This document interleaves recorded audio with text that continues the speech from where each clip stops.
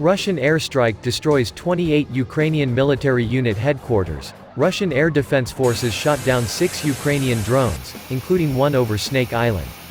This was revealed by a spokesman for the Russian Ministry of Defense, Major General Igor Konashenkov, Saturday, the 14th of May 2022.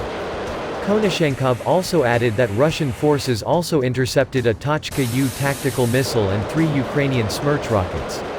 During the day, Russian missile and artillery forces hit 6 control posts, 178 personnel, and combat vehicle concentration areas, 3 fortified bunkers, as well as 28 artillery units in firing positions, including the Smerch multiple launch rocket system near the settlement of Beryozovka, Konashenkov said. As quoted from TASS, Russian aerospace forces obliterated 28 headquarters of Ukrainian military units and 2 ammunition depots.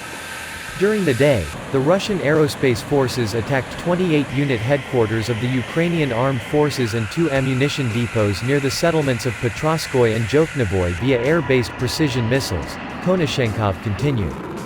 He also mentioned that Russian airstrikes hit 33 personnel and a concentration area of combat vehicles during the day. Konashenkov detailed that the airstrikes eliminated up to 90 nationalists and disabled 18 combat vehicles. Since the start of special military operations in Ukraine, the Russian armed forces eliminated 864 Ukrainian drones and 3,067 armored vehicles, a spokesman for the Russian Defense Ministry said.